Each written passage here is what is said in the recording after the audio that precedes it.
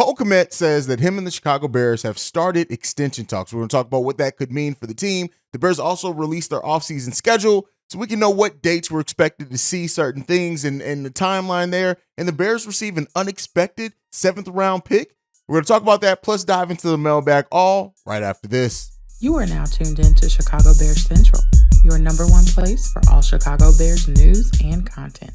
All right, Bears fans, welcome to another episode of Chicago Bears Central. I'm the host here, Haize, holding it down for C-Dub and Bobby, and we got some things to talk about today. So Cole Kmet has said that him and the Chicago Bears have already started extension talks. Now, this isn't surprising for me. I know some Bears fans aren't as necessarily as high as what we hear on Chicago Bears Central are on Cole Kmet, but it makes sense that Ryan Poles would go in if it's a guy that he is sure he wants on this team to just get that extension talks done early. We know that extension talks have to come with Chase Claypool and things at some times if the Bears decide to go that route. But with Poles and Eberflus both speaking so highly on Cole Kmet and his growth last season in both his blocking game and being a playmaking tight end, it does not surprise me at all right now. Cole Kmet, the direct quote was, just little talks here and there.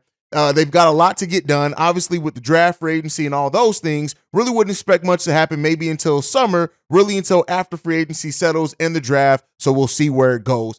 And that's fair, right? That is fair. That's realistic. That's a solid timeline. That shows a great perspective also from Cole Kmet on him understanding what and all the things that Ryan Poles and this Bears team has to address and do first before they get to him and talking contract extension with him. They still got their own internal free agents and David Montgomery things that they need to talk about before they even get into that talk with him. But all these things make sense. It's not surprising for me that they would start exploring those extension talks to get an idea of what that's going to look like to keep Cole Kmet being a Chicago Bear for the long term. So, I'm happy. I like to see it. He's become a weapon for Justin Fields, and he's going to continue to grow and develop with Justin Fields. I like how his timeline fits Fields' timeline as well. And I do think we're going to see that chemistry and things start continue to grow and develop with Cole Kmet and Justin Fields. And I actually think, especially next season, if Ryan Poles doesn't add like a huge wide receiver, like I'm not expecting him to do, I don't expect him to add a number one wide receiver. I expect Cole Kmet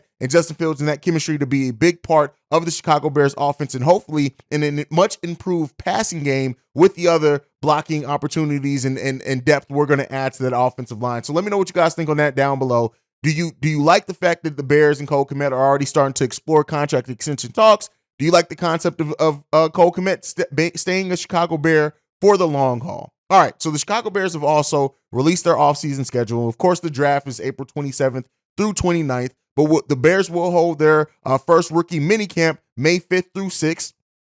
That's the weekend right after the draft. We also will have OTAs, 10 OTA practices that will go down May 22nd through 23rd, May 25th, the 30th through 31st, and then June 1st and the 5th through the 8th. So again, that's where we're going to start to see kind of how whatever the additions they made, things like that, how that starting lineup starting to look out, who's starting to separate themselves in position races, things like that. We're going to start hearing all that around that area. And then the offseason program will conclude June 13th through 15th with full squad mandatory mini camp. So that's a lot when a lot of those things go down. And I know those things sound like they're far off, but keep in mind, we're March felt like it just started. We're almost midway through March already.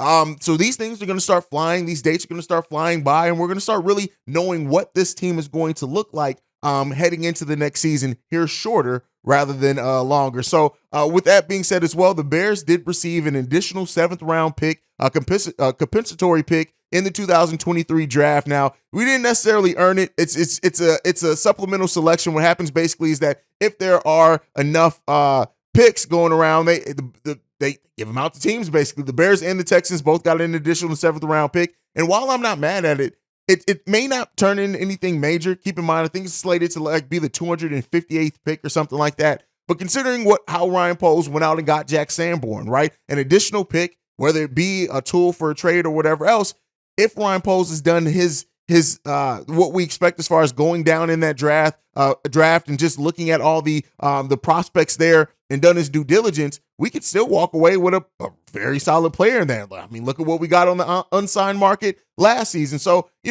Bears, more tools at their disposal. I don't think any anybody's going to be mad at more tools. So I'm glad that the Chicago Bears do get that. We'll see how they use it. But all right, that's it for the topics and news today. Not a lot going on right now around. Things are kind of settling, just waiting for more dominoes to start falling, things like that. But it is Friday, so that means it is Mailbag. We got quite a few YouTube comments, which I don't know why you guys don't call in. Get your voice in, but I'm going to appreciate it because you guys left a bunch of YouTube comments with the Mailbag tag. We also got one voicemail. We're going to get into that voicemail now. Hey, what's going on, Haize? This your guy, Wise, man. I'm just calling just to see. I just don't understand why people were talking about trading Justin Fields with the number 1 draft pick. I'm so glad that Ryan Poles came out and just finally said that he was going to trade down and keep Justin Fields. Do people not understand that we sat through like 5 seasons of Rex Grossman, 8 seasons of like Jay Cutler, like 3 seasons Cal Orton? Like, y'all did not give this kid time to develop. Now, I know a lot of y'all don't believe the D-Hop situation is real, but I'm telling y'all, if the Bears trade down to the number 4, get Will Anderson, and trade like a 3 and a 4th round pick for D-Hop, man, that'd be awesome. He will be able to help develop Claypool and Darnell Mooney into some top wide receivers. Then you help get that offensive line and defensive line together. Y'all talking about 8 to 7 games winning streak. I can see us definitely going to the playoffs this year. But, man, y'all keep doing y'all thing out there, man. And like I say, man, bear down. All right, so why did people want to see Justin Fields traded? Listen, it was just conversation. I especially if you're talking about from the national media. Now, I have seen some Bears fans that were open and think that the Bears should have explored trading Justin Fields, and I really just think it comes down to we live in a microwave society. Everybody has that microwave mindset. Everybody wants to see things now, right? They don't like hearing the development, the thing. Like, and some people who are kind of don't have time or don't invest in going through progressions, things like that. They just want to see the team do something. And in their minds, since Justin Fields and the Chicago Bears did not make a postseason, they were a 3-14 team. It makes them feel like the Bears are doing something by just trading a major piece. But I'm glad that they come out and said that. I'm glad that they are investing in Justin Fields. We've been telling you guys here for a long time. It wasn't going to happen, right? It wasn't going to happen. Everybody can speculate all that they want. Justin Fields is our QB1. He's our franchise quarterback. He's going to continue to be that, and they're going to build around Justin Fields for the foreseeable future. Now, for the people that are impatient and waiting to see Justin Fields grow in the passing game, things like that, best believe it's coming. And I think that Ryan Poles is going to make sure it comes via upgrading that offensive line this offseason. And I do think that we are going to have a much improved team, and a lot of the naysayers and doubters around Justin Fields are going to be walking away by the end of next season, realizing and being a believer in what we have in Justin Fields. He's always going to have his doubters. That's just what it is in sports. There's never let me not say never. Sometimes people are universally loved, and the fan base does have a universal opinion about a player. But until Justin Fields reaches a mountaintop, you're going to always hear some Bears fans that just don't necessarily believe in it, and that always are going to think and look at what could be better on the horizon rather than realize that we have a great young quarterback that's going to develop, that is already one of the most electrifying players in the NFL today. I stole that from The Rock, but it's good. It's good to have that. Now, as far as the D-Hop portion of your voicemail, I've been saying I don't think that the Chicago Bears are going to make a major acquisition. I hear what you're saying if the Bears get more picks, and I'm not saying that it's not a possibility, but I do think with how many holes we need to fix on this team, how many things that we need to do on this team, Ryan Poles is going to use, especially talking about a 3rd or 4th rounder, he's going to use that for a player that, adds some depth to the team, or a young player that he really sees has that potential in the team. I really do think this is going to be an evaluation year. Not like last year was an evaluation year as well, but that was an evaluation year that didn't come with the expectations of winning. I think we're going to go into a winning season, but we're still going to evaluate Justin Fields and the weapons that we have by improving that offensive line, seeing what kind of decisions Justin Fields makes with having more time, seeing how the wide receivers, as far as the team as a whole, not being so run heavy, right? Run reliant. We're going to be a run heavy team, but not a run reliant team. And our passing game grows before they go out and potentially attach big time, long-term money to a wide receiver. They want to really get an evaluation period going on the receiving core they have. I still do think that they are going to add a wide receiver, but I don't know if it's going to be the huge acquisition. That's my opinion. We'll see what happens. I understand a lot of people want D-Hop, and I understand why. It's not one of those situations where I'm like, you guys are crazy for wanting Hop. I don't think that at all. I understand that, and I wouldn't mind him on this team. that's just not the route that I necessarily think Ryan Poles is going to go. I could be completely wrong. And if I am wrong, I'm not going to be mad at adding any type of talent to the team and giving Justin Fields more weapons. I just want to temper the expectations that Ryan Poles is going to try to address everything in this one offseason. I think that sometimes you have to evaluate what you have, and then especially because Chase Claypool will be up for an extension at that point, and things like that. That's when you can go out and maybe make some adjustments with going after bigger players. And keep in mind, the wide receiver free agent class is much better in next year, and I think that wide receiver draft class is also slated to be much better next offseason. So with the Chicago Bears potentially getting future picks and future first-round picks and trading this number 1 overall pick, I think we can see that come along as well. But you guys can let me know what you think on that one down below. All right, let's get into the YouTube comments. This first one is from Noah Pilate. He says this: do you think the Commanders only tag Payne to possibly use as a way to get the number 1 overall pick? Because we know their QB is not the long-term answer. I don't necessarily think that. Not to say that I don't think they're necessarily they're not one of the teams that are maybe calling to see if they can get their quarterback move up to the number 1 overall pick. But I don't think that franchise tagging Payne was the route to get there. That's my personal opinion. Could be wrong on that one. I understand where you're going with that. And teams do things strategically to set themselves up for later moves down the road. So it's absolutely a possibility. Not necessarily thinking that that's what it was, but it definitely could be one. So, we'll keep a lookout on that. If that ends up being, if the Commanders do end up pulling off a trade for the pick with us and they are our trade partner, maybe you're on to something there. All right, let's get to the next one. This one's from BC Always Right. He says, now that Ryan Poles jumped out of the window with his statement that he knows he can get a 3 first, will it be a failure on his part if he doesn't land something close? No, because again, it's all posturing, right? And I think we have to temper those expectations. When GMs talk and things like this, it's his job to try to strum up the interest. Well, not strum up the interest, but to up that price, right? And in saying that he thinks he can get that, what they did is kind of set the bar of, hey, if you come in with something less than these 3 first, you got to be coming with a hell of an offer. So I do think that that's probably what that was, and it makes sense for Ryan Poles to do that. But we'll see. Where do things have happened? I'm not saying that it's not a possibility that it could go that way, because as we know, this is sports. Anything can happen. But I don't necessarily think that that's the route that he was going. But again, I would love to be wrong. We'll see. I do think that Ryan Poles is going to get a hell of a haul. And once we do know what went down for that number 1 overall pick, we'll evaluate the trade. We'll compare that versus what was rumored out there, see how the Bears did.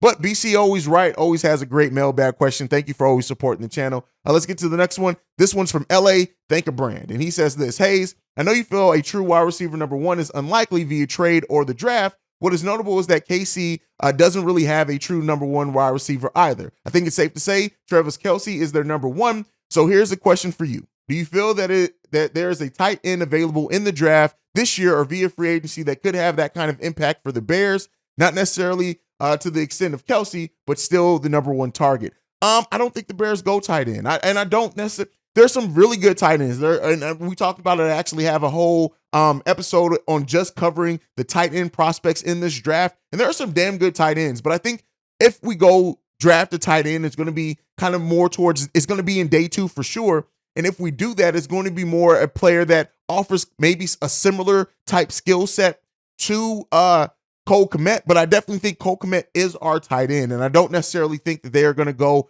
anyone that necessarily replaces Cole Kmet, especially in the first segment today, talking about them doing the contract extension. So that's kind of what I think there.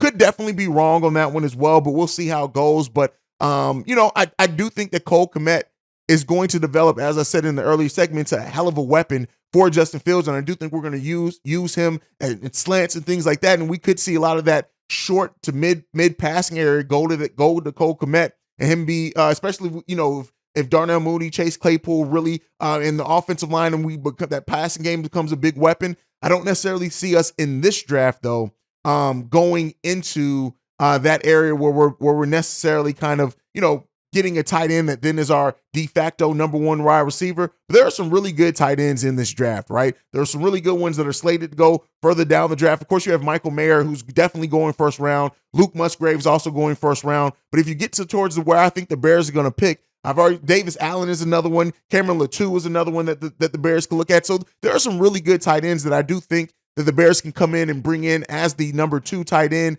to kind of extend what Cole Kmet does and kind of, simulate that. But I don't know if we go someone to necessarily replace him. That's my thought. You guys can let me know what you guys think on that one down below. But thank you again so much for tuning in and being some of the best parts, not some of the best part of Chicago Bears Central as we continue our off-season coverage. It's been a fun off-season already. I think for most people and us, it's just, hearing the Bears talked about as much, it always being something around the Bears in conversations and things. They've given us a lot to talk about as well. And it looks like, so that's it for the mailbag. I want to make sure I didn't miss anything. Yeah, didn't miss anything in the mailbag. So that is it for today. Make sure you're following the show at Chi Bears Central. You can also send us any feedback, questions, comments, concerns, ChicagoBearsCentral@gmail.com. And then lastly, if you want to leave a text message and or voicemail like you heard on today's episode, the number to do so, 773-242-9336. We are the number one spot for everything Chicago Bears related because of you guys.